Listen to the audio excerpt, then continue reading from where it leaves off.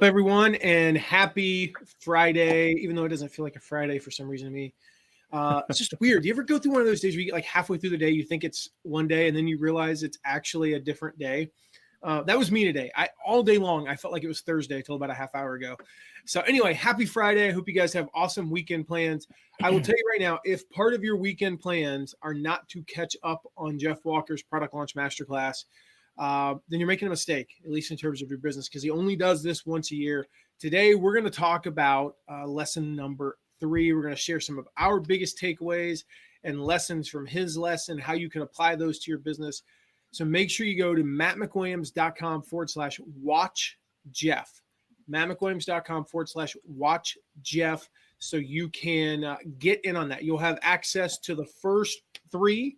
He's got the 4th one coming up on Monday. So you'll have access to the first 3 so you can get in on that, watch those first 3, catch up, get your own takeaways. Of course, look for the things that we're talking about in these. If you've missed any of our replays, they're on my Facebook page, so make sure you go check that out. Also, we are going to be doing another Facebook Live, a very special one next Thursday at, I believe, 1 p.m. Is that right, Mark? Or no, this one's an hour later, 2 p.m., correct? I think so. Mark is going to find out our next Facebook Live. Well, because we've got some guests coming, but I think you scheduled them for after. Didn't you? It's super secret. It's like a super secret segment. I know. I'm not saying why. It's one of the takeaways from the last Facebook Live that we did, by the way.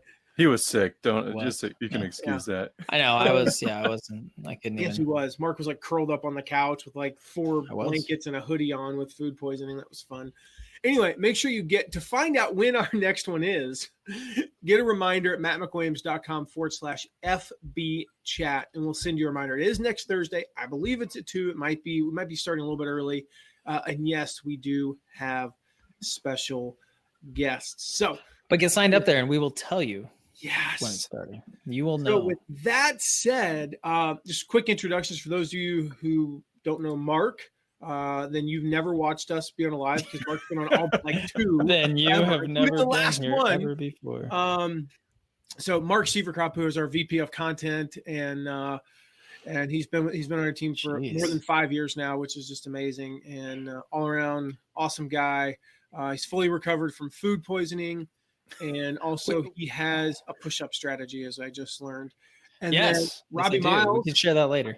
Robbie Miles, our newest team member, who's also, hey, Gwen, been going through the Product Launch Masterclass and is going to share some of his takeaways today. So we're going to do something a little bit different today than we have been, just because, it's kind of the part of the evolution of our business is I'm really going to focus on Robbie and Mark's takeaways today. I've got a couple in here that I want to share, but really want to focus on Robbie and Mark's, and then so let them lead, let them share their takeaways, and then we'll each comment on those. You guys comment on those. Say hi like Gwen. Tell us where you're from. If we don't know where you're from, and if we do know where you're from, tell us where you're from anyway, because I have a terrible memory. And it always helps me. Like, I think Gwen. No, I'm just kidding. I know where Gwen's from. So anyway, say hi to us in the comments. Ask questions. Share your takeaways from lesson 3. And with that, Robbie, Mark, I don't know which one of you wants to go first, but rock, paper, scissors, and then you guys pick. Hi, I'm Mark. I'm coming to you from my dining room table. No, I'm just kidding. You're not. You're in your office. I'm in my office today. I think in the last one I was at my dining room table because I was watching my son, kind of. Yeah, you were. Yeah, so I got some really good stuff. It's funny because as he started it, I was thinking, oh my gosh, I got to come up with takeaways. I can't think of any. And then it was like, boom, boom, boom, boom, boom, boom, boom. And I had like 12. Yeah. So one of mine, let me see here. Find it here. As he was talking about the launch journey that I really liked, and he said this before, but it hit me, was this idea of building and identifying your assets and the importance of that, because I think, and when he said that, I thought of, Robert Kiyosaki's big on, you build assets, not liabilities. And I started thinking, and as he identified his assets when he started out, I realized that we all have a lot more assets than we realize we do, and we don't identify them as such. Yeah. And I think it's so easy. And we see this a lot, Matt and Robbie, with new people joining our programs, where they say, well, I don't have a list and I don't know what I'm going to do. And I don't know this. And they focus so much on what they don't have that they forget the things that they do have. And they don't identify the things that they do have. For example, if you were going to be a parenting blogger, I just was rewatching part of Dana's case study. So that's what made me think of that. Dana Abraham, who's in the middle of her own launch right now for Calm the Chaos. Yes. Yeah. Is she going to hit 2.7% growth or 2.7 times growth again? She said that every time it's 2.7. Might happen. Yeah. Yeah. All right, cool. It was just funny. I remember I saw her saying that and she's like, yeah, I just every time. But if you're a parenting blogger, it's so easy. And I think I hear a lot of people do this where they're like, well, I'm not an expert. I'm not this, I'm not that. And it's like, yeah, but you have kids and they're still alive. So you apparently have some assets. You're apparently good at a few things. I mean, I joke all the time when we watch our friends' kids. And they're still alive. I don't know why. Like when you first said that, I registered it as, yes, exactly. And then it hit me. That's funny. Wait, so complete side note with that, but every time we watch our friends' kids, afterwards they're like, hey, thanks so much for watching them and taking care of them. I'm like, well, we were keeping our kids alive anyway, so we figured what the heck, we might as well do the same for yours. Since we're there anyways, but it's so easy for us to overlook those assets. And I think it's identifying them initially, but then it's building them and realizing that everything you do in your business, and I loved how he talked about you're building a business. You're not just doing a launch, you're building a business. Everything you're doing is building assets, whether it's getting case studies, whether it's getting raving fans, whether it's creating content, all of these things are assets. And I mean, Matt, in your business, we've got to the point now where we look around and we're like, dang, we got a lot of assets. We've got a ton of blog posts and videos and podcasts. And it's like, wow, this is really cool. But you do it day by day. And you're always thinking, how can I build assets? How can I build things that will help me launch the next time, that will help me help the next person? And I just really like that. It's something I've known, but hearing Jeff talk about it, I was like, yeah, that's really what we're in the business of doing. It's as you launch, you're building assets. You're compiling, it's like that. There's a Scrooge McDuck with his big vault of money. You're compiling this big vault of assets that you can jump into and swim and use whenever you want. Well, he says it in terms of like you just said, when you're doing a launch, you're compiling assets, and there's a couple ways to look at that, and then I want to take it back to another way of looking at assets.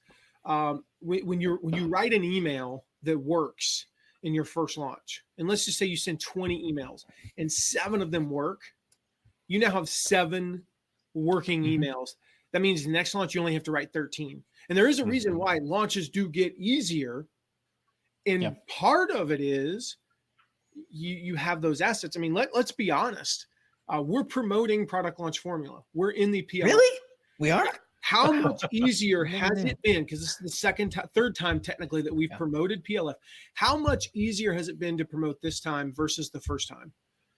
70, 80% easier. Now, we can't, this is live. I can't there's no way that this is easier or harder. It's equally as, time consuming as we'll spend an hour today. We spent an hour the time we did this before. That's an equal amount of time. Our prep work for these is a little shorter, a little bit shorter, not astronomically shorter, but the emails that we're sending, this is an affiliate tip for you. Most of them so far, I think we've sent, 6, 7, 8 emails. I would say, let's just say we've sent 7, 6 of them have been almost identical to the last year's emails. One of them I completely rewrote, almost from scratch. But so it's just easier to promote. And so you develop these assets. We have, an email we just gave, speaking of Dana Abraham's launch, we just gave to her affiliates. It's that Midnight Mover email that we send, the Magic Midnight Mover email. Yeah. Trademark Matt McWilliams, 2019.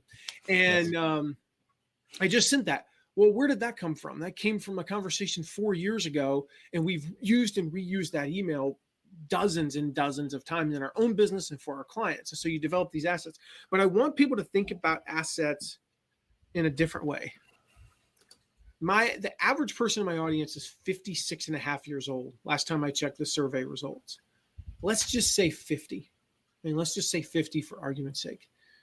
That means that you have roughly, so according to according to Wikipedia, you become an adult at 18. According to the way that our healthcare system is set up now, you become an adult at the age of 25. 45. That was like Wow. slipping in political commentary there. Yep, sure. I did that. Went there. Let's just go with 25. You have 25 years of life experience if you're at the age of 50 that you can apply to your business. But I blog about gardening and my life experience is in a corporate office setting. Okay, well, let's find an analogy there. But if you blog about gardening, odds are you've been gardening for a while. And odds are you've had a failed crop, and odds are you've had a successful crop, and odds are you've had an issue with deer, you've had an issue with rabbits, you have this life experience that you can apply to your content. So your assets in going to your niche in parenting, Mark. I know you have Brooke's 12, Cash is 6. She's 11. Brooke's 11. I thought she just turned 12.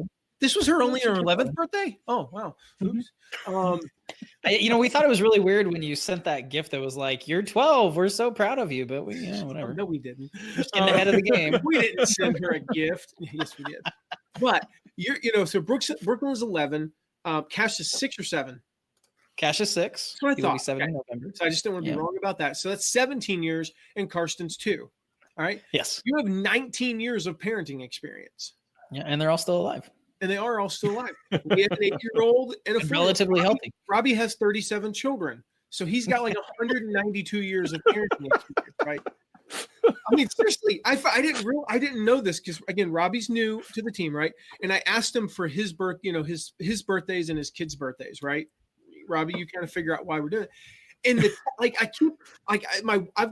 I sent the text and I put the phone down, and then my wrist vibrates, and then it vibrates again. And then it vibrates again. I'm like, good gosh. Is he pulling names out of the phone book and saying, what is going on here? You're just making it's a sitcom waiting to happen. It's a sitcom or a reality TV show waiting to happen. Anyway, you have that experience. Those are assets. Your experience in the corporate world, Mark, is an asset. Your experience in the teaching world, Robbie, is an asset. Gwen, your experience as a rocket scientist. We talked about this on Wednesday in our Start Mastermind, and we pounded into her head. She has got to use that rocket scientist angle as an asset. Mm-hmm. These are all assets. Yes, email copy is an asset. Blog posts are an asset. Videos, podcasts. But your whole life is an asset. And sometimes you might have hundreds of assets if you really think about it. The run I went on this morning is an asset. There's actually a story. There's a story there that I can use. Part of which is never go running after leg day. It's just a terrible idea. But the point is, like, these are assets that you can use. Everything that happens can become an asset. Yeah, and I'll build off that. My next takeaway is that Jeff kept coming back to, and he had that giant his launch journey. And he kept coming to that. He's like, this circle is here to build a long-term business. And I think this is something that, most beginners or people just breaking into this space, they think, oh, I've got to have my list, and I've got to have my pages, and I've got to have my email software, and I've got to have, advanced converting funnels, and everything has to be optimized. And Jeff came out and was like, no. If you look at that seed launch at the very beginning, it's, you don't have to do everything at once. You just start, you send an email to some friends with that small, close-knit group. And that's when you start building those assets. And then over time, it comes back around. It's kind of like, he called that acceleration corner, right? And everything picks up for the next launch and then picks up for the next launch. And so you're building all of this business over time, as opposed to doing it perfect from the beginning. So that was my first big takeaway from what Jeff was doing. Yeah. It's the thing I love about anything that's step by step is I sometimes I'll say this. There are times where I hesitate to tell people that all you have to do is take the first step, because that can be a lie. The more I'm in this business, the more I realize that it is like there's this gray area between we have a system, it's proven, and if you follow it, you will succeed, and This is easy. And I have to be very careful as a marketer not to, it's like, because my ethics don't allow me to say, this is easy. It's easy to build a 6-figure business. No, it's not. If honestly, if somebody's telling you that, you like, your BS radar should be like, ding, ding, ding, ding, ding. They're lying. It ain't easy. I've done it multiple times. I've built 7-figure business. I've built an $18 million a year business. It was hard freaking work. I will tell you though, in my $18 million a year business, the hardest $100,000 was the first. I mean, clearly. And in fact, I tell people all the time, from $0 to $100,000 was infinitely harder than from 1 million to 18 million. I mean, probably 10 to 100 times harder. And so, yes, you know, to quote Zig Ziglar, you don't have to be great to start, but you do have to start to be great. That's absolutely true. And the encouragement piece there, Robbie, you know, now that I've gotten past the depressing part, the encouragement piece is, yeah, you don't have to do everything all at once. You can look at Jeff's launch one of two ways. And part of what we've been sharing these takeaways is how he's running the launch from a mechanic standpoint. And you can look at that, and he says this, you can look at that and go, he's got 7 cameras, he's got a team there doing stuff, he's got this fancy thing, and wow, he can speak about launches without, you know, I mean, I know what he has. I can't share one of the secrets yet. I really can't. But I know how he does it. And you can look at that and go, man, I can't do that. I got to have a script. I got to have a word for word script. Okay, then use a word for word script. Guess what? When you've been doing it for 14 years, you won't need a word for word script. Yeah. You know, and so don't be intimidated by what these elite folks are doing. And you go, I can't play at that level. You don't have to play at their level. You play at your level and work your way up to their level. Mm-hmm. Definitely. You want to share one of yours, Matt? Yeah. Going? Okay. So this tied in perfectly. And Mark, you actually here in our notes reminded me to share this comment. I'm going to share it. So the basic takeaway is, their customers, so PLF owners like us, right? We are PLF owners. Our company is a PLF owner. We are asking Jeff to release more stuff. Your customers want you to offer them additional products. How did our people, like our Start Mastermind people, how did they become, you know, starters? Because there was a demand for that mastermind group. And then from there was a demand for this. And from, you know, from No Product, No Problem, plug, there was a demand for the next step and a demand for, I literally just got off a call with one of our students. Something I'm not able to do with everybody, but I was doing like a 10-minute coaching call. And one of the things that you know, she basically said is, hey, great. I just loved watching you do this. I love this course. Hey, when I finish in 90 days, what's my next step? Like, she's already thinking that way. And so I got this, I want to share this comment here, guys. This was 16 hours ago. I love the follow-up comments to this too. So this is from, I won't say who it's from, but it's from the number 2 affiliate in Dana Abraham's launch. And here's what she said. And I already messaged her on Facebook. In fact, I could see that she responded. I just haven't had a chance to read it, asking her if we can do a case study with her. So it's gonna be fun. Was that a plug mug or a mug plug? It was both, Gwen. All right. She said, and again, this is in the parenting niche. This is not an internet marketing niche, right? She is promoting Dana's course, which is about parenting anxious children. All right. So this is like way outside the mainstream of marketing. And she says, in case you're feeling skeptical about sending out all those emails, just got this email from a client of mine. Quote, I am loving all this marketing style emails and partnership approaches. The format is so enticing. You are a boss mom entrepreneur, killing it and changing the world at the same time. I love seeing your business thrive. Oh my gosh. Like, here's the thing. Parenting niche, right? I love seeing your business thrive. Your fans, your customers are like they're cheering for you. I don't know if you realize that. Like I forget that sometimes. They are cheering for you to succeed. They're not just fans. They're not just like excited about like the fact that you can help them. They're cheering for you to succeed. And so when you release a new product, it's not a burden or, oh my gosh, they want me to buy this now. No, it's like, yes, a new product. And to piggyback off that, actually, she just texted me right now asking how she can. I'm on that text thread. Yeah, how she can serve her audience better. She's like, hey, I want to do this and this and this and this. And so it creates this circle where they want you to do better, and which makes you want to do better for them, and then they want you to do better. And this leads to that whole abundance thinking that Jeff's talking about all the time. Mm-hmm. He's like, just because the pie gets bigger, it's not that we all get smaller slices. And you can just see this circle going up. And I know, Matt, you probably have, or Mark, you probably have something to say about that. I'm sure I do. No, but one of the things to say about that. I have to say about that. On what you said, Robbie, I think it's important to, kind of like you said, Matt, of saying, no, it's not always easy. Not everybody's going to feel this way. You will get hate mail saying, stop emailing me so much. And the thing is, who cares?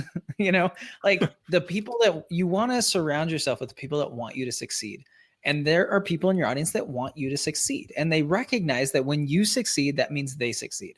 And they recognize that when you succeed and they succeed, you both get better, and then you can do more. Yeah. So not to paint this rosy picture that you're always going to get emails from people saying, oh my gosh, thank you so much for sending me 12 emails about this. But Jeff's point in saying that was using the product launch formula, using product launch formula allows you to add value. And when you're adding value, people appreciate it. And that's what I love about what Jeff teaches is it's not, I'm going to pretend to add value so that I can get you to do something. Mm-hmm. It is legitimately, every interaction I've ever had with Jeff, he really wants to help people. And that's why he teaches this the way he does. I mean, if you've watched any of the masterclass, you've seen that he gives away ridiculous amounts of content. And you could take the things that he teaches just in the Launch Masterclass and build a massive business. People do. There are people in the comments like, hey, I'm joining PLF this year because I took what I learned in the free masterclass last year and made $13,000. Mm-hmm. Yeah. Typically, admittedly, you don't hear the 6 and 7 figure stories from the free masterclass. I'll just be transparent, but you hear a lot of $5 and $10 and $15,000. You're like, wow, if I can make $15,000, that's the one I read the other day was like $13,200. If I can make $13,200 from his free masterclass, and what he's saying is, 10, 20, 30x in PLF. I can make 130, I can make 150, I can make 210, and then you can build on that. But I mean, the coolest thing is you can take the free information and get started. And he, I know he even talks about that. He's like, I'm not teaching this free masterclass just so you can get information. I'm teaching this free masterclass so that you can experience transformation. Yeah. And I think that's, for me, I think a lot of people see PLF, and you see people do this all the time where they get the first email for a video and they're like, oh, there's going to be a sale at the end. And they look at it as it's some sort of trap. And I think if you do it the way Jeff teaches it, it's not a trap. Mm-mm. It's a journey. It's a progression. And some people will want to take that progression all the way to the end and enroll in his coaching program. And some people won't. And Jeff's cool either way. Like he's going to take people wherever they're at, and he'll take them as far as they want to go. And either way, the goal is to give them value. It's to help them with their business. And I think that's the way, if you want to build a long-term business, that's the way you have to look at it. I mean, admittedly, I think we all forget this. And I think, Jeff said this in an earlier lesson, a very small percentage of your people become buyers. That's just the way it is. That's always going to be the way it is. It's the 80-20 principle. But with your free content, you should be giving them value still. And so wherever they want to go to, you can help them do that. And I think that's so important to remember, because I know people get scared of that. Oh no, I'm doing these free videos and they're just going to know that I'm going to ask them for something at the end. Wrong way of looking at it. You're taking them on a journey and they can decide that they want to stop at the first stop or the second stop or go all the way to the end. Yep. That's a good analogy. I like that. Write that down. Robbie, write that. Put that in Asana. Trademark Mark. Yeah, 2019. 2019. Yeah. I saw Tim Kirk's question. I want to address that because that's a great question. Tim, I'm curious. Did Jeff actually answer that? I didn't see. The parts that I watched, admittedly, because I skipped some of the Q&A in case studies, and honestly, I actually skipped the beginning. I watched the meat of the. So which part did you watch? The meat of it to get the takeaways. I skipped the middle and a little bit of the end, and also the beginning. I skipped the beginning and the middle and the end, but I got the gist of it. It's like the time in senior year English class. I literally had AP English, and so you think it'd be hard, but it wasn't. I guess I don't know. I guess I was a good writer. I don't know, but I read the introduction to the Cliff Notes of the book Catch-22, and I knew what a Catch-22 is, and I made a 77 on the paper. And I'll never forget, in red at the end, Mrs. Sisson wrote "too much fluff," and I took that paper. I was kind of a jerk in high school. I took that paper, and in blue below where she wrote "fluff," and I handed this to her on the last day of class after we got our grades, of course. Right. I wrote, "That's because all I had was fluff." On that note, since you mentioned that, when I was in high school, I took Tim's question here in a second, but yeah. Yes, I took the same thing. I took an advanced English class, and at the first day, the teacher said, "You cannot pass this class without reading these 6 books." And in my mind, I said, "Challenge accepted." And I did not read one of those books all year long. Cliff Notes. That's all I did. I mean, today it would have been easy with the way the internet is and the reviews and stuff. All I had was the teacher inside me is dying right now. and then so at the end of that class, she gives me my grade. I got the second lowest grade in the entire class. It was like a B- or a C+. I can't remember. Lowest grade I've ever gotten in a class. She literally looked at me and said, "I'm surprised you made it through this class." So Tim, I just said thank you. I didn't want to be here to begin with. Tim asked. I asked this question yesterday. Do you ever foresee a time when an email will not be the primary way to capture a list? What are your takes on that question? Maybe not. I mean, I never try to speculate because what will it be? Facebook's had 10 years and it's not even remotely close. I mean, It's like literally, I don't know if you guys know this, in terms of the value of a Facebook fan, follower, or whatever, versus an email subscriber, it is 1/50th. So to put that into perspective, if you have 50,000 Facebook fans, you need 1,000 people on your email list to equal in terms of revenue. Okay. I mean, 10,000 Facebook fans, and what is that? Like, I don't even do the math, 200 people on your list. Like, we're talking fractions of what you need. And so, we're talking about Jeff Walker. I was sitting I think we were at lunch, may have been breakfast, down in Tennessee earlier this year. And we were talking about this because Michael Hyatt asked the question, what do you guys think is going to be like? What do you think is going to be the deal in 10 years? And my exact response was, the next email is email. And Jeff told this story. He said in 2003, a guy stood up on the like elite marketers. So 2003, 16 years ago, and declared that email is dead. Email is dead. You know what he thought the next email was going to be? RSS. Who uses RSS today? Like, I know, I do. But I'm a nerd. I use email, right? It is RSS has a fraction. Like, we're talking 1/1000th of the reach of email. Oh yeah. And so, and it went through a period where it started to get a little traction, and then it just completely died off. And so I know that we have like I don't know, 1,800, 1,900 people who subscribed to our RSS feed in 2019. They're an afterthought. But if, we make like nothing from them. No exaggeration. Maybe $1,000 a year if we could even track that. Mm-hmm. From email, we make, a lot more than that. And so the point is, that was in 2003. So here's a fun exercise, Tim. Go Google in quotation marks on Google. Google email is dead. Look for the results from 2000. Let's say 2003. Skip ahead 2 years, look for 2005, 2007, 2009, 2011, 13, 15, 17, 19. If somebody has been writing something, or if the experts have been, the gurus have been saying this for 16 years, the same thing, and they're wrong every single year, I begin to get a little suspicious.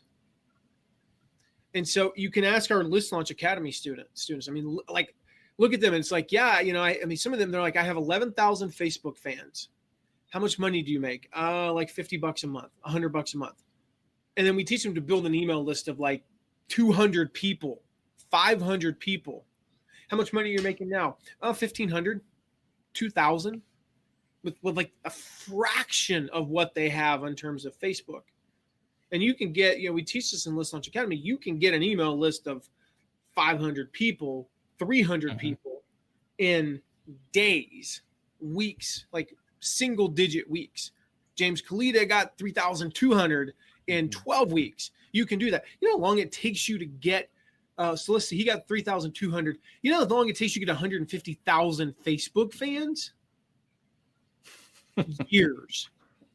Like decade. Never for a lot of people. Yeah. And so do you want Facebook fans? Of course. Of course. I mean, to my point about RSS, Gwen is asking, what the heck is RSS? You don't even you don't even need to know, because it's irrelevant. Yeah. But in 2003, it was going to be the next email, according to this guru, and it never materialized. And so will there ever be something that replaces email? Yes, in much the same way that there is now beginning to be things that replace fossil fuels. I mean, you know, something will, but it's going to be something kind of like, you know, will there ever be anything that replaces the fax? Yes. Email was the thing that replaced the fax. But what is it going to be? It's probably going to be something that doesn't even exist. I'll say it's not created yet. Yeah. Well, think about it too. Like, when you sign up for Facebook, you sign up for Twitter. What's the one thing they ask for? Your email. You can't even get on those platforms unless you opt into their list. Yeah. And to Tim's point, here, put that up on the screen. I'll take your word for it, but I have so many unopened emails, all from people trying to sell me stuff. That's exactly what James Kalita said. He was like, well, I just assumed that everyone was like me. I don't read the emails. The numbers don't lie. Data doesn't lie. Data is, is factual. And yeah, you have so many unopened emails, but you open a lot of them. You open 25% of them. And so here's the thing. You have unopened emails, Tim, but guess what? Facebook, so let's just say you only open 25%. That's about average. You open 25%. You only see 10 or 11 or 12% of what I post on Facebook. Not to mention that when you're an email and you open it, you click and you take action. But on Facebook, there's 8,000 shiny objects going around. And so you only see, you see probably in some level, you have to make a conscious decision with email to delete it. You may never open it. You may open it and read it for 2 seconds and decide to delete it, but you had to take an action.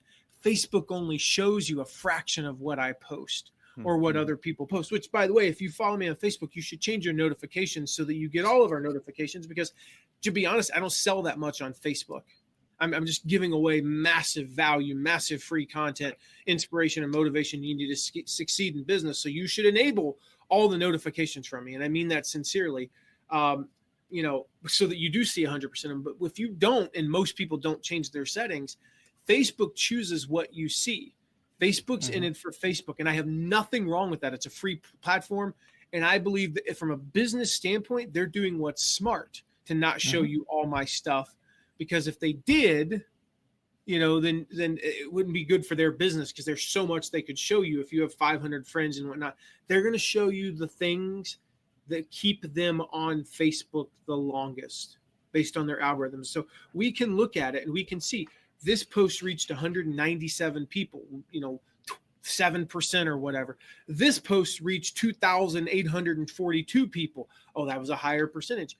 So they're not even showing you everything. Whereas at least with email, I know it gets to you. Yeah. There's a chance for you to open that email. There's a chance with Facebook, no matter what I write, no matter what picture I use, what video I post, how I bold it, format it, whatever, you might not even see it. Whereas at least with email, I have a chance, if I write a really good subject line, Tim, that it catches your attention and you open it.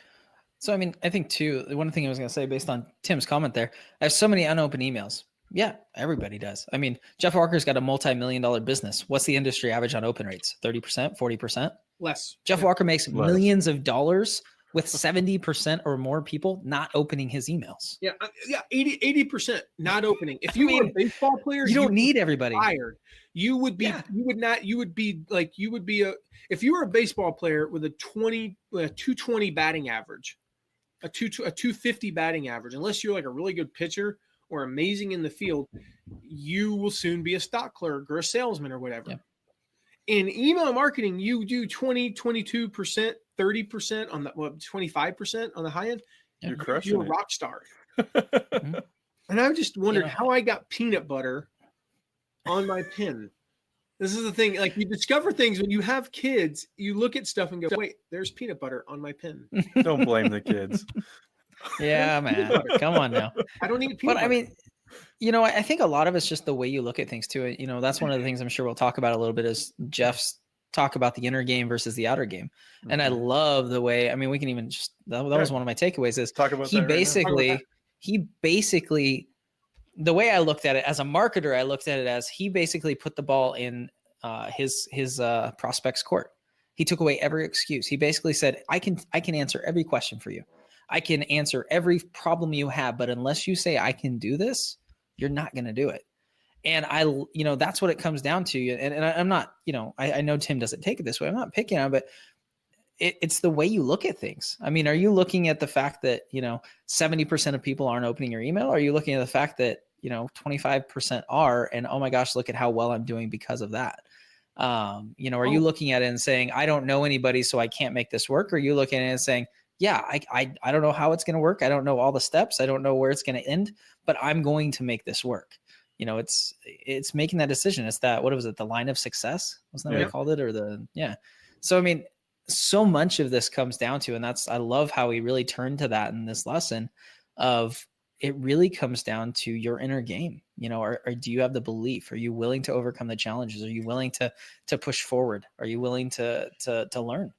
And that's really, for me, I think the crux of everything is how do you look at things? How do you see things? I'm rereading or listening to The Magic of Thinking Big, and that's one of the big things in there. Are you looking, reading it?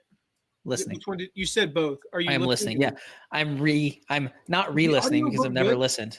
Is the audiobook? Yeah, I like it. Yeah, because I've had a hard time getting into the written one, and there's certain books where I love to read them, and then there, I'm reading one it's called by Steve Siebold called How the Rich Think, and I guarantee you I could not listen to that. I have to read it because it's like the war of art. It's like chapters are one page, so I can read like 2 chapters at a time and get my little nuggets and take action.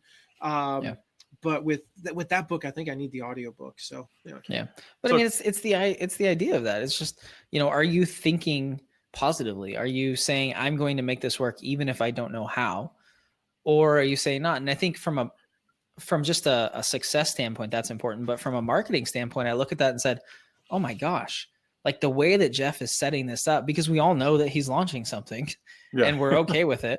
But the way he's setting this up, because I mean, you guys know how it is when you launch something, there's a million different questions. We do tough questions emails. We do frequently asked questions emails. Everybody has questions, and you always have those few people that want all of their questions answered before they can make a decision. And Jeff's just basically saying, look, you're never going to have all your questions answered. And even if I do answer them all, it's not going to make a difference unless you make the decision, unless you believe it can happen. And as a marketer, I'm like, dude, that is genius. Like, unbelievably genius to plan it that way. But again, like we talked about, he's also adding value. Like, he's teaching serious life success principles here. Yeah. If you don't believe, I mean, I've noticed this. Mark, have you ever talked about the train? Before I mention this, actually, guys, all the stuff we've been talking about, including what Mark just mentioned, you can get it at mattmcwilliams.com/watch Jeff. Mark or Robbie, if one of you could drop that link in the chat. MattMcWilliams.com. Got it. Watch Jeff. You can see all the lessons and get ready to watch the one on Monday live, which I highly recommend. Get on there live at least for one. So, Mark, have you ever heard of the Transcendent Rep? No. I think it's called the Transcendent Rep. It's I'm almost positive it's like a Navy SEAL term, but I could be wrong. And I'm going to do some research on it because I heard about it for the first time today, and it blew my mind. And it's this it's the idea, and I've noticed this, that if you can every set, if you can just do one more rep. And I know most of us, Mark, and I was describing this to our Start Mastermind the other day, and it was weird what happened. Like it really did change who I am. It was the strangest thing. Like, and so I kept, when I first started doing, like, trying to do lots of push-ups again, and I would be in a set, and I would get to, like, the 9th rep, and I'd get through it, and I'd drop down for the 10th, and I'd get halfway up, and I would drop. My body would give out. But then the next time, something clicked in me, and I learned how to use my whole body. And when you're struggling to do a push-up, Mark, this, like, you work your abs, your hips, you're using, like, your shoulders, your toes, your neck hurts. Yeah. I'm using my quads and my hamstrings to push up. And I mean, and you push up and your body is like, shaking. And that's just on the first one. But when I did it, there was this transcendence, because I was like, okay, I will never let that pain hold me back again. And so what was funny is, later in the workout, it would be the 9th rep that I'd be doing that on. And then a little bit later, it'd be the 8th rep. And I'm like, I'm dying. And I was, we were joking earlier, like, my goal, like, I'm dying because I'm, like, so close to getting 200, in my time limit. And I'm like, the other day I did 186, today it was 180, and I was so upset. But I texted a friend of mine about it, and I was like, this sucks. And he's like, dude, did you fatigue the muscles? I was like, yep. He's like, are you like dead right now? Yep. He's like, then you won today. But it was that idea. So I got down, I was at 179, and I'm like, you know what? I have to do one more. I have to do a transcendent rep. And I got down, I got all the way to the bottom, and I got about 2 inches up, went boom. But then I was like, okay, 30 seconds, just give it there. And I was like, and I'm pushing up, and I was like, one arm's going, but the other's not. And it was this idea of this, like, that transcendent rep. Like, you fought past whatever it was, and it completely changed who you are. And so as you were talking, Mark, like, one thing I was just, I was hearing that was so different. I think people, like, we forget about this, is like how much the experience of that inner and that outer game, right? Mm-hmm. How much this experience just changes who you are as a person, like in a completely, I don't even know if it's like, it's not even quantifiable. And so you were saying that, like, no matter how much the logic, nobody buys on logic. We all buy on emotion.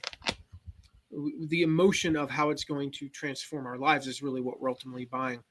I just couldn't help but think of that transcendent rep, because I have like, when I'm doing stuff like that, it's so true that if I say before I drop down, even though logic tells me I can only pump out 9 reps. If I say 10, 10, 10, 10, 10, and even when I'm counting in my head, 1 of 10, 2 of 10, 3 of 10, 4, like, I'll do that. I do 10. Now that 10th one is it's that one, but I do it. And it's so cliche, but that belief is just, if you buy a course and you're looking for reasons why it's not going to work, it's not going to work. Can I jump in on this real quick? Yeah. As somebody who has done those transcendent reps in military officer school. Yeah. Is that a military thing, by the way? I think it is. I've never heard it called that, but okay. We got our butts kicked enough that's what we did. But and this is something that Jeff talked about repeatedly as well, is he talks about your tribe, your community, and that transcendent rep. Matt, you might think it's just 1 rep. Okay. It's not. No, but when you're there and there's, you and your closest people. Like by the time my officer class, we started with 27 people. We graduated 10. So when at the very end, when there was 10 of us, right, and we'd be doing push-ups, we'd be doing whatever exercise, you'd get an extra 5, 10, 20 transcendent reps because you're there with a group, because you have your community, because you have that common cause. And that's one of the things that I love that Jeff is doing with his launch, is he's talking about the comments and he's drawing everybody together, because this goes back to his whole, we all do better when one of us does better. So that you can see how all these different things are connected. So yeah. Can I give a negative example of this? Yeah. Just last week, I was at the gym. I mean, we're on this idea of using gym analogies. So, and I was lifting. I was doing. There's a reason for that, Mark. It's not just we're on this thing. Like, and I know you know this, but I just want to explain to people that the old saying, "How you do anything is how you do everything." Mhm. And I know for me, guys, I'll just tell you guys, like we have this I want to call it a campaign project, that we're working on actively, and it requires me to reach out to a certain number of people in a given period of time. And I can tell you guys that, like, I have two choices. When I say my deadline, like my hard cutoff today is 5:40. I have two choices. I can send an email at 5:39, or I can close the computer. And do your rep. In that aspect, my transcendent rep is just sending that email. I don't even care if it doesn't even produce anything. If it doesn't even produce anything. But the irony is, this is what's funny. I don't know how this works. Like, I don't. It seems like the emails that I get the most responses to are the ones I send at 5:39. Mhm. Like I'll be like on my app looking for another email 20 minutes later, and I'll notice that's the person that responded. So there's something to that, guys, I think. So anyway, go ahead, Mike. There is. No, I mean, I was last week I was lifting and I was going for a new bench press max, and Did you get it? I got a new max. I did not get what I wanted to, and that's where the story comes in. I increased 15 pounds, but I did not get what I wanted. And here's the thing: I was lifting when everybody else was doing what they call the WOD, the workout for the day, because I had missed doing bench press max the week before. And so I was there, and I laid down on the bench, and I put my arms up on the bar, and immediately the thought came into my mind. And anybody that says that positive and negative thinking doesn't affect you, you're lying. Mhm. Because I sat there and I'm like, okay, I'm going to do this. And then the next thought in my mind was, okay, nobody's here to spot me. How am I going to get out of this if I can't get the bar up? And at that moment, I knew I would never lift that day. I just knew it. I had made the decision I wasn't going to lift it because I had that negative thinking. And I tried. I got somebody to come spot me afterwards, and I tried. I couldn't get it. Yep. But I guarantee you, if I would have taken 5 pounds off, I could have done it easily. Mm-hmm. I guarantee if I went back in this week and I had somebody spotted me right away, I could do it. Because when I did 10 pounds less than that, it wasn't easy, but it was relatively easy. And so, when you say that negative thinking doesn't affect you, it does. The minute that you think this isn't going to work for me, it changes. It changes everything. So it's so important to have that belief and that mindset. And like you said, Robbie, to be surrounded by that community that's building that in you, that's saying, yes, you can do it. Yes, you can do it. I believe in you. And people see that, people see that last rep. When you mentioned that, Matt, all I could think of was when I was on my mission one time, I felt like crap one day. And I told my companion, I'm like, hey, we're going to go out and work, until this appointment we have at 10 o'clock. And then I've got to go back. I don't feel good. We got to 10 o'clock and I said, hey, it's almost lunchtime. Let's just keep going. And I was just trying to get through the day. Literally, I was just doing my transcendent rep. I was just getting through the day. I felt horrible. Yep. And I worked the whole day. 3 months later, that same person says that they base their entire work ethic on their mission on that day and my example. And I'm like, dude, I was just trying not to die. Really, that's all it was. I was trying to get through the day. I was not trying to teach you a lesson at all. But that's what they got out of it. And the same thing happens with your community. The same thing happens with your list. To you, it might just be, I'm just trying to get through it. I'm just trying to figure it out. But to them, they're learning life lessons. Like, they're learning things that are going to affect them. And the cool thing about the businesses that we all do is it's in all aspects of their life. Like you said, the way you do one thing is the way you do everything. So maybe you show them that you can push through by, finishing your launch when everything's going wrong. But to them, they look at that and say, well, if he can do that, then I can make my marriage work. We were about to get divorced and I stuck with it because I saw what you did. And it's those kind of things that just, they're bigger than any one launch. They're bigger than any business. And it's massive. And those are the types of things that this inner game, outer game does. And it's it's that community that you build because you build things around all aspects of life. Matt, we've had that in our community where somebody's struggling and we all rally around them, and it has nothing to do with business because we're a community. Yep. And that's the cool thing about it. That was a tangent. Sorry. I don't know where that came from. Let's share a few more takeaways. I know we have like a lot. But I want to focus on one more each and wrap up. Okay. Because I haven't eaten yet today and I'm really hungry. I'm just being honest. Like we're gonna set a time limit because I need to eat food. I am not intermittent fasting. I just accidentally haven't eaten. So you got some peanut butter there. Yeah, look it up here. I think this is like months or years old. I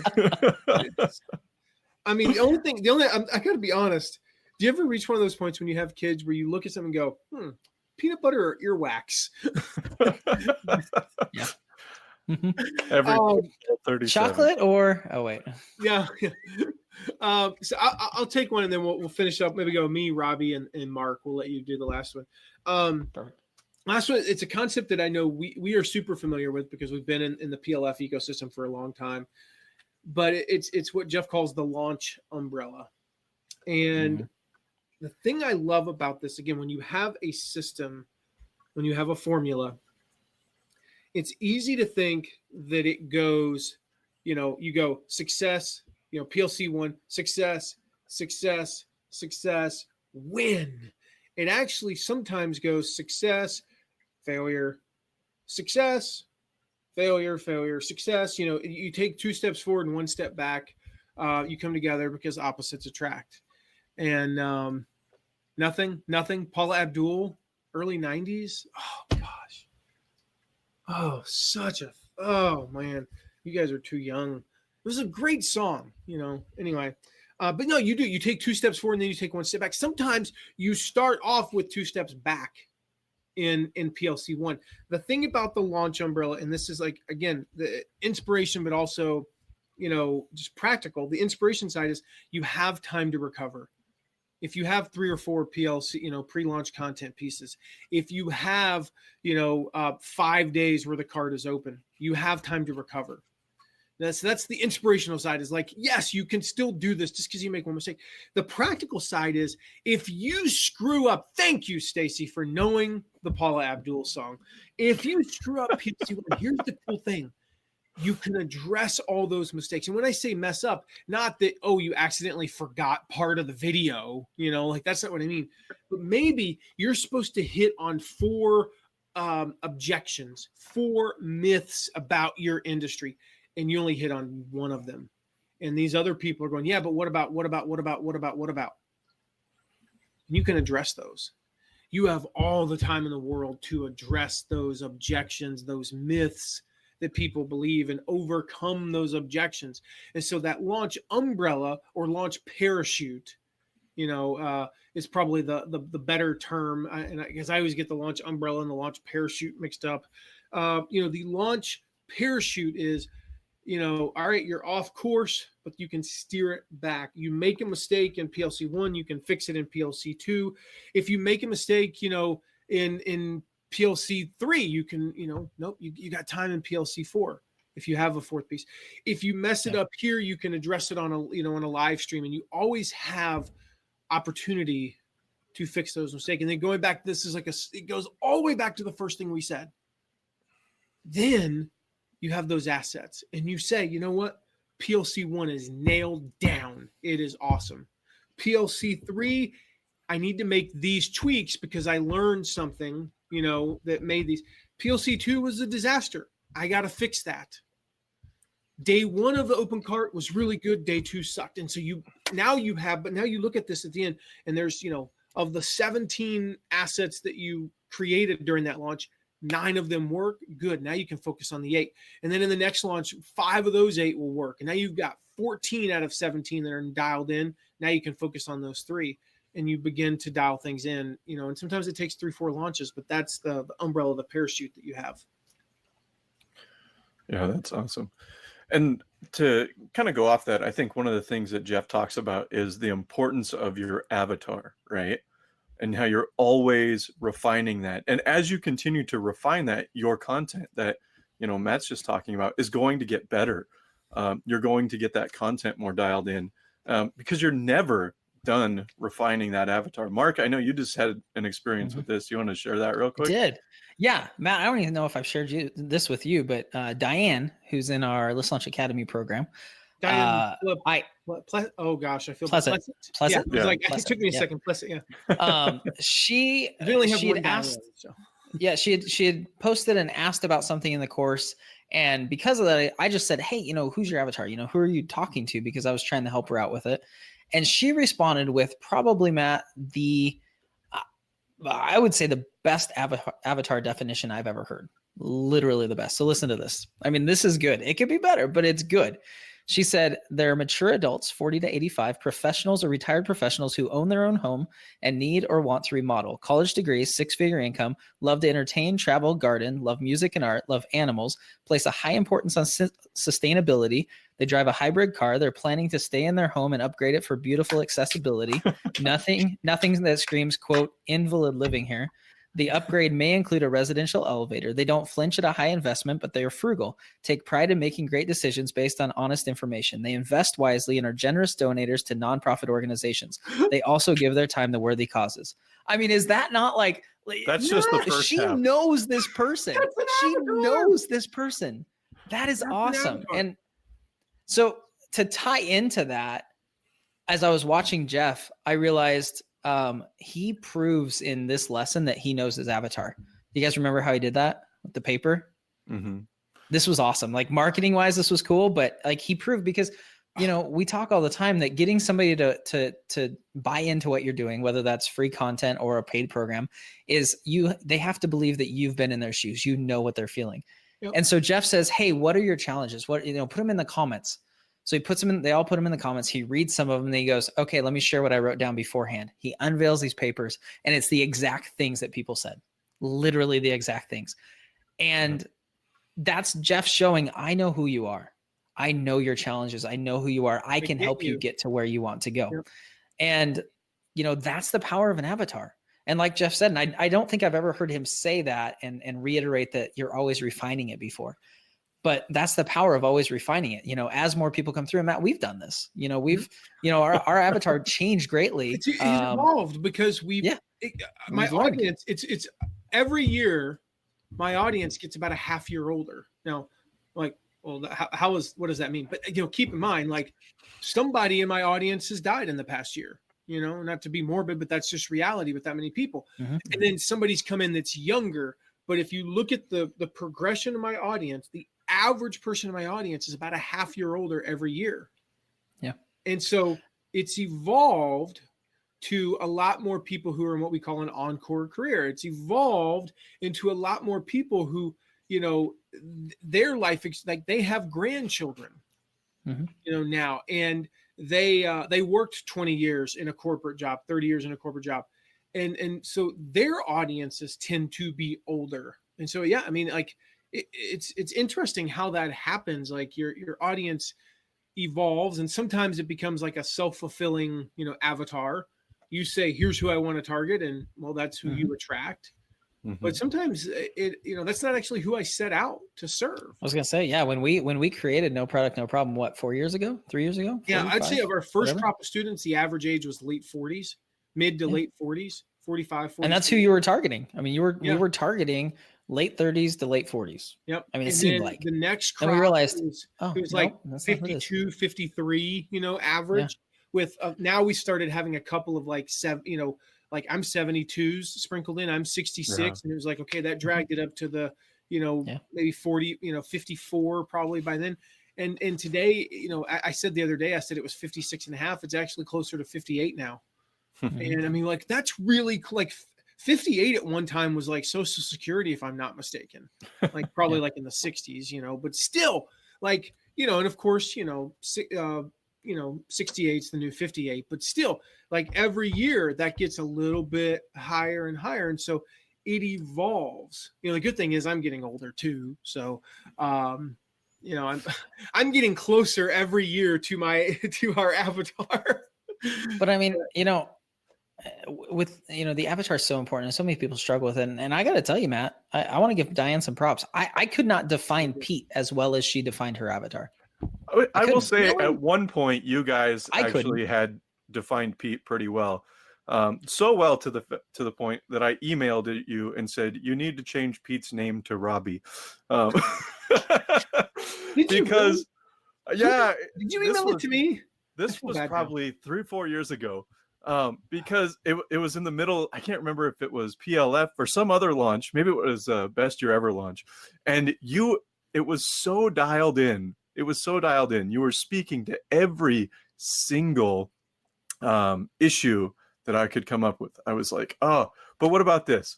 But what about this? What about my 37 kids and how that's going to change how I eat?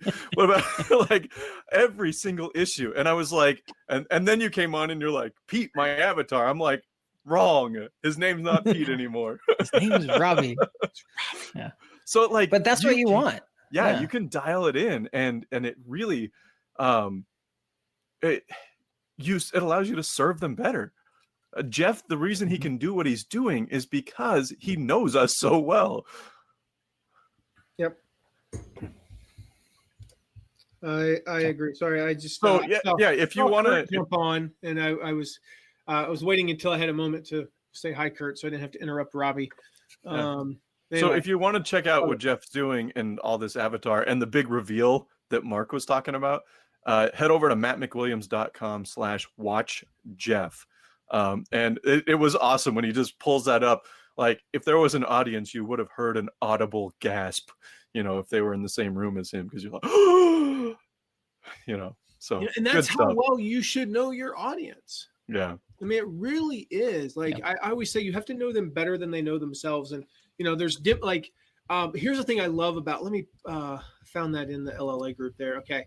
Here's what I love about Diane's thing. So it starts off with demographics: mature adults, 40 to 85, professionals or retired professionals.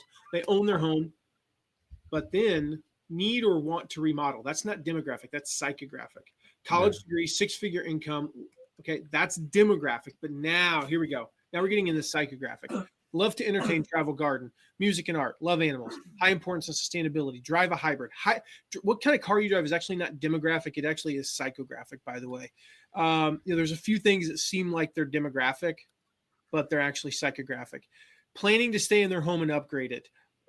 Residential elevator, maybe. They don't flinch at a high investment, but they're frugal. They take pride in making great decisions based on honest information. They invest wisely, generous to nonprofits, give their time to worthy causes. Those are psychographic things. So we say you got to know your audience better than they know themselves. And so, for instance, would they say that they're generous donators? Maybe not. But you say that they're generous donators, and that's something they might not admit about themselves. So those are all the things about them. Then you also have to know their fears. You have to know their holdups, their objections, the myths that they believe about themselves. And so what keeps them up at night is kind of the question. And sometimes they don't even know what is the real thing that keeps them up at night. And you have you have to know this stuff about your audience. And so the cool thing is, I had this call with one of our students earlier, is when you start, you get to determine, if you're just starting out, you have no audience, not a single person on your email list, you're in a great place because you get to determine who your avatar is. You don't, over time it will evolve, but right now you get to decide who your audience is. And that's a great place to be in. And so you get to decide what their fears are and what keeps them up at night. Kind of sounds weird, like I get to decide what keeps you up at night, Robbie. No, it's like you decide, who do you want to attract? It's the people who feel this way. And yeah, you have the demographics, but you also have the psychographics. So the demographic side says, okay, my average audience, 58 and a half years old or 58 years old, which means there's some, a lot of 60s and a lot of early 50s, encore career. What keeps them up at night is can I pay to make it to 90? What keeps them up at night is, wait a minute, I spent 30 years in corporate America. Now I'm going out on my own. Do I have what it takes? What keeps them up at night, I'm not picking on any individual here, but when I say this and this person watches it, they'll know who I'm talking about. What keeps them up at night is, I've been doing this for 7 years. I'm in my 5th year, my 6th year, my 7th year, and I'm still stuck where like, is there something wrong with me? Am I deficient in some way? Do I have what it takes? That's what keeps them up at night. That's what, worries them. And that's what they're talking to, their friends and family about. And so the answer is yes, by the way. Mark, you've got our last point, and we'll close it out here. Guys, again, quick reminder, mattmcwilliams.com/watch Jeff. You can watch the first 3 lessons that have already happened. Do your best to come to the live lesson on Monday. I'm going to do my best to be there. I've got a hard cutoff toward the end, so I'm not going to get to watch the last 45 minutes or so. Got a hard cutoff there, but I'm going to try my best to be on. You'll see me in the comments. Let's interact, share our takeaways there, and then we'll share our takeaways from that and some other really cool stuff next week. So make sure to go to mattmcwilliams.com/FB chat. Yeah, Mark's like, I'm excited. Next Thursday is going to be so freaking cool. So go there, mattmcwilliams.com/FB chat. You can get reminded when we go live next Thursday. Because I'm going to tell you, whatever time I tell you we're going live, we're probably going to go live a little early. And then we've got some super secret stuff at the end I can't even tell you about. All I can tell you, there may or may not be party hats involved. Probably not. Awesome. Anyway, but there may be. There may not be. I'm just sitting here thinking, I gotta get to the store. I gotta get my party hat, unless it's getting shipped to me. No, I think I was trying to think what I wanted to share for my last one, because there's so many more that I could share. But I think it's Jeff talked a lot about how the next launch starts the day that you end the one before. And he gave the example, and we all know the example of Gwen. To answer your question, mattmcwilliams.com/watch Jeff. That's how you get there. That's our Gwen, I'm so disappointed. We've only said that link like 11 times. I know, right? Jeez. But he gives the example on things like that. It's right above your comment. She's a starter. We can pick on her. But he gives the example of Marvel and how when you go to a Marvel movie, and everybody knows now, you go to a Marvel movie, the credits end, you sit there for a second, and then you see what's happening for the next one, and everybody's like, oh my gosh, I can't wait. And how you're always seeding the next launch. You're always, whether it's case studies or talking about it. I mean, Matt, that's one of the things that you do great, is just this idea of just sprinkling in, oh yeah, Gwen's a member of our Start Mastermind, or oh, so-and-so's an MPMP student, or in our MPMP course, we talk about this, and just always having that mindset of you're priming people for the next time you launch, and you're getting them in the mindset of thinking, oh, that's something that I might want to be a part of. Like, oh, that sounds good. Oh, what am I missing out on? And by doing that, it's starting that launch. And, that's one of the things we teach when we are teaching people about running affiliate programs too, is your best time to get your affiliates for your next launch is the minute you finish your launch. The time to get somebody to say, yes, I want to promote your next launch is when you send them a big commission check, because, well, they're excited. But everything in your business goes that way. It's having that mindset of, like Jeff says, always be launching. You're always launching. You're always preparing. If you're not in your launch, you're preparing for the next launch, which means you're launching. The people that do it really well are the ones that do that. They're always mentioning it. They're doing case studies. They're talking about it. They're sharing snippets from it. They're sharing success stories from it. Just like we did with Diane. That's not the reason I did it, but thinking about it, that's one of the benefits. We show what one of our students is doing well. And we do it because people like being bragged on. They love being bragged on. So it's a win-win. Yeah, it's a win-win. Yeah. So that was one of my bigger takeaways. It's not something new, but it was just realizing that every single day you can be doing something to set up your next launch or your first launch, even if it's your first launch. It's doing things like we were interviewed Dave Gambrill a couple weeks ago. It's those posts like, hey, I'm going to have something coming up that I'm really excited for. Or, hey, if you're interested in this, I've got something I'm going to share with you in the coming days, or, mentioning that, I'm working on something, and it's getting people excited. It's building that anticipation. It's creating, a group of people that want to find out what you're doing, because again, like we talked about earlier, people want you to succeed. They want you to succeed. They want to see what you're doing next. They want to know those things. Hey, Gwen, can you let me know, to your point, Mark, as we wrap up, now I'm even hungrier because I pulled this up to ask Gwen a question. And did you guys know it's National Pepperoni Day? Really? Yeah, National Pepperoni. I'm literally going to go upstairs and eat some pepperoni. That's like so awesome. Buy a pizza. But you can get $0 delivery from Blaze Pizza, and their keto crust is absolutely unreal. By the way, I don't know why anybody would eat regular crust. It's so much better. It like tastes. They deliver to Washington. I don't know. Probably not to your house. Timbuktu there. Okay. So Gwen, they will deliver thousands of miles, but not to your house. What did I refer to this as on our start call on Wednesday? I want you to remind me what I referred to this. I know, but I want Gwen to answer this question. What I referred to this as. See if she can remember. Or Kurt, Kurt, you're on. Kurt's one of our starters. See if you can remember what I called this on our call. Nitrate pepper. Yeah, exactly. I'm curious, Gwen, if you remember, because there's a point to this, and I'll answer it before Gwen can, because I know we're on a little bit of a delay with the comments there. I called it, the magic rectangle. The magic rectangle.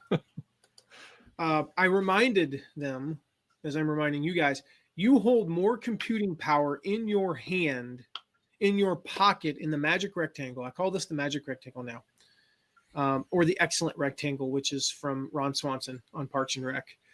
If you guys never saw that episode, he got like an iPod for the first time, and he had it, and he goes, I love this rectangle. All my music's in this rectangle. This is an excellent rectangle. And so you have more computing power in the palm of your hand than George W. Bush had when he was elected. That's only 3 presidents ago, or 2 presidents ago. And when he was elected, he had less computing power as the president, as the leader of the free world, than you have in your pocket. And so you want to talk about building a business that lasts and, and connecting with your audience. I mean, grab the Bonjoro app. I can never remember how to spell it. So it's mattmcwilliams.com/B. mattmcwilliams.com/the letter B. You grab this app, and can I show a screen that doesn't have people's email addresses on it? Yeah, here you go. You grab this app, and I can't, because that'll show you guys people's email addresses. I'm not going to invade their private. Oh, no, not going to do that. Okay. Anyway. Matt will use mine. This just shows names. Okay, great. You grab this app, you record videos for people. And so right now, I'm just going to say, I'll just read names. We got RJ. He signed up for our webinar. At some point before that webinar, I'm going to click this and I'm going to go, hey, RJ, it's Matt McWilliams. I am so excited that you registered for our Passion to Profit Path training coming up. I can't wait to see you on there. Make sure you get your workbook and make sure you bring lots of questions. Can't wait. I'll see you soon. Poop, poop, done. Send. And it's like that, right? I don't have to type email addresses. I don't have to do anything. And I send that video. It's a 20-second video. All they did was register for a webinar, and they get a personal video for me. Here we go. This person, I don't know their name. Normally I get their name.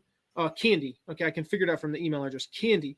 All she did was just sign up for my email list. Okay, and I can go, boom. Hey, Candy, it's Matt McWilliams here. I just want to say I'm excited that you're in my tribe. I look forward to interacting with you. Look forward to seeing you on a Facebook Live. Look forward to, if you have any questions, I've actually got a script so I can not sound like an idiot like I am right now. If you ever have a question or need anything, just, hit reply to this email and let me know. I can't wait to interact with you again. Welcome to our tribe. I'll see you soon. Bye-bye. Boom, boom, send. Do stuff like that for your audience. To your point, Mark, it's like guys, you have the magic rectangle. You have the magic rectangle, use it. Use it. Stacy said, I loved my video. Yeah. And, of course, you get a new customer. I don't care if they paid you $1 or $1,000 or more, record a video for them. So in this list, I have people who just bought a product of ours. I have people who all they did was visit a sales page of ours. Now, there's a couple things I could do with those people. I could record it, and I will, before the deadline, and say, hey, it's Matt. I just wanted to know why you haven't decided to buy yet. And it's a personal video. Click send, and a little bit more than that. Or after they visit, even after the deadline's passed, but I know they visited the sales page, which I know that they thought about buying, but maybe there was a reason. And I just say, hey, I don't even ask them why they didn't purchase, which would be a good marketing technique. All I do is say, hey, I just want to welcome you to my tribe. I saw that you came in through this partner. In this case, I'll mention the partner's name. And I just want to say, I'm glad you're in my tribe. If you ever need anything, let me know. Magic rectangle, guys. Like, you can do so much with the magic rectangle. Of course, we know all the other stuff you can do. You can learn just about anything you want to learn from the magic rectangle. So my question would be, also you can get wait times on the rides at Cedar Point, which is one of my favorite things about the magic rectangle. But like, it's so like the technology just it's so freaking amazing now. And so the way to connect with people, I don't know how I got off on that tangent, Mark, but I had to let you guys know. So mattmcwilliams.com/B, you can do it for free for a couple of weeks. It is insanely easy to use because here's the funny thing. That's Robbie, what we have to do. We got to make it insanely easy for Matt. I told Robbie, I said, here's my dream scenario. This is our new, like, one of the things we do as a company is I describe how it would be in a perfect world, and then we back down from there. Right. This is Matt's magical world. Yes. This is Matt's magic rectangle. That piece is not possible. So we'll do this. This piece is possible. And then right. Okay. So we get it. I described my ideal magical scenario. I said to Robbie, hey, I would love it if I could just open an app. Guys, this is like real here. I'm not joking. Like, Robbie will back me up. No, this is dead serious. I have the text right here. I wish I could. I wish I don't know. It'd be like a really good story if I'd made it up, but it's not made up. Screenshot that. Because people will say things like that, like in my magical world, and then blah blah blah. I've seen this happen. I said, Robbie, I want an app that I can open, and it gives me a list of names. I can press a button, click record the message, and press send. And I don't have to do anything else. Because I'll tell you, one of the biggest things that kept me back in the old days from recording personal videos, Stacy, and you loved your video, thank you. One of the reasons it was hard for me to do that was I had to do something like a camera, stand here and go, hey, Stacy, okay, save, type in like Stacy's video, upload it to Dropbox, and then, send you a link. And it took like 5 minutes. And so it was just inertia. I've got 17 minutes to record videos, which means I can do 3 of them in between meetings or whatever. I can do 3 whole videos. We have 12 new people. These take me 30 seconds because I said, I described my dream situation, and I'm pretty sure Robbie said, I think we can actually do exactly that. And I was like, really? He's like, yeah. He's like, let me look into it. An hour later, he texts me and says, yep, we can do exactly that. Just you put the app on your phone, you connect it, boom, bada bing, you're done. And I don't have to do the work anymore either. Yeah. Well, it's Bonjuro. So again, I don't know how to spell it. So mattmcwilliams.com/B. Yep. And there's a bear. I think it's a bear. It's a bear. Waving. It's waving, yeah. Zoom in on your home screen. But anyway, it's just the coolest thing, guys. So I'm an evangelist for it now. That's what you should be for products, by the way, that you love. You should be an evangelist. I've got something, guys. I got to tell you this. I'm an evangelist for tortilla chips. This is so. There's a book out there. It's the best-selling book of all time behind the Bible called The Purpose-Driven Life, and you guys have heard of it. There's something in there. It's about Rick Warren writes about the 5 elements of religion that everything should have, and I was like, I'm reading it going, business. So I've got something coming out soon where I'm going to share that, like the lessons I got from that book, ironically, about business that are going to blow you away. And one of those things is evangelism, and like being an evangelist for the products that you're talking about. So, yeah. So anyway, guys, awesome takeaways. Again, go to mattmcwilliams.com/watch Jeff. You'll learn what we learned and a million things more. They're going to blow you away.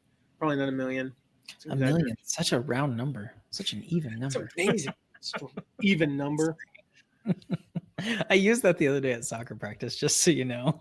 Did you really? Yeah. That's a Mitch Hedberg quote, guys. He's like, he's like, hey, hang on, how many students go to this school? And somebody was like 5,000. He goes, that's amazing. Such an even number. Oh man, they say the ingredients for Sprite are lemon and lime, but there's more to it than that. You want some more homemade Sprite? Not till you figure out what the heck else is in it. I like Gwen's comment here. Matt McWilliams is going to starve due to all of these squirrels. I'm pretty hungry. Just eat a squirrel. Just eat one of the squirrels, Matt. We've got a lot on our property, so I can. Jeff Walker has a squirrel cam, so If he does, We used to have a squirrel on our property. He a left. squirrel. Yeah, he left. he's Squirrels are not indigenous to this area. They should not be here. There was not squirrels in my town until right after I graduated from high school. They're slowly migrating out. But I convinced him. There weren't squirrels in my town. It wasn't. No, there was no squirrels. We live in a desert. Down till the factory shut live in down. a desert. We live in a desert. There was no squirrels. They're not native to this area. You don't see squirrels scampering up the trunk of a sagebrush. I'm just saying. No, I don't, because I don't ever see any sagebrush. So. And we didn't ever see any squirrels until several years ago. Oh man, We convinced him to leave, though. We invited him to go elsewhere. oh, I feel like no, not gonna go there. I feel like that could have taken a political turn really fast, and I'm gonna just shut that down. All right, guys. So awesome stuff. Make sure you check out Jeff's masterclass. And any last words of wisdom, gentlemen? No, just make sure you sign up. The last time I ever asked you guys that question. Make sure you sign up for updates of when we go live next time. mattmcwilliams.com/FB chat. We'll make sure that we send that reminder out next time we go I'm live. like borderline delirious right now. I was just gonna say, no, Matt. You've talked enough for all of us. All right. See you guys. Why did my pay decrease this month? So weird.